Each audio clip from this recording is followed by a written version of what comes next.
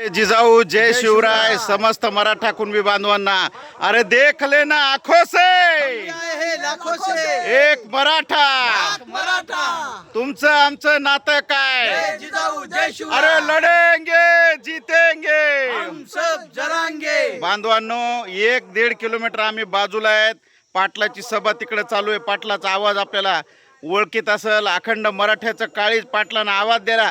फक्त एका घरातून एक या म्हणले, खरडून पुसून या म्हणले नाही। आज तुम्ही जे बघताय ही जी गर्दी येणारी आहे, 1 ते 1.5 किलोमीटर गाड्या आहेत। आम्ही सभेपासून 1 किलोमीटर लांब आहेत आणि या 1 किलोमीटरला आपण हे मावळे बघताय।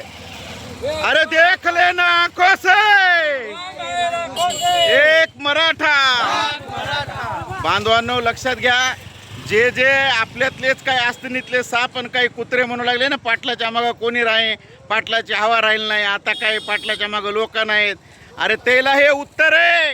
पाटलाच्या डोळ्यात पाणी होतं आज हे लोकांवरचं प्रेम बघून त्या हरामखोराला उत्तर आहे। पुन्हा एकदा कोटीच्या संख्येनं मराठा आलाय आणि सरकारनं जर आमच्याशी जर गद्दारी केली, सर्टिफिकेट देत आहेत, विलंब लागतोय, वेळ फार कमी वेळात देत नाहीत, विलंब लावतायत आणि दिलेल्या सर्टिफिकेटची व्हॅलिडिटी होत नाही।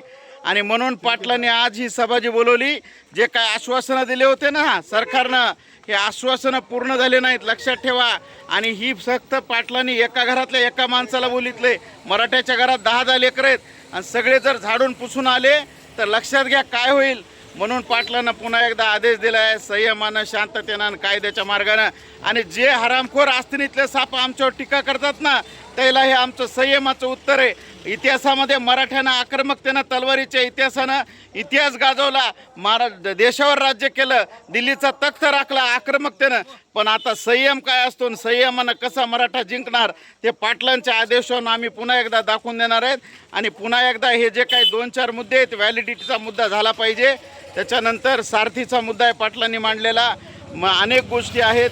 SCBCमध्ये पण व्हॅलिडिटीला अडचण काही प्रमाणात केले जाते आणि मिळालेल्या सर्टिफिकेटची व्हॅलिडिटी झाली पाहिजे।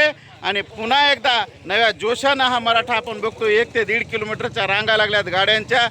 आणि साधा मेसेज आहे आणि साधी बैठक म्हणून तर या बैठकीचे महाबैठक आणि महाबैठकीचे आता तुम्ही बघताय सभामध्ये कन्वर्ट होते महासभा। परेशान आहे शासन प्रशासन, सगळे परेशान आहेत की असा काय या माणसात जादू आहे। तो औरंगजेब एकेकाळी म्हणायचा, न जाने क्या क्या खाते ये मरगट्टे, न जाने साले कहाँ से चले आते। तर हे मरगट्टे मरगेटे, ऊन वारा आणि पाऊस आम्हा मराठ्यांना रोखू शकतो का? एक मराठा, लढेंगे जीतेंगे।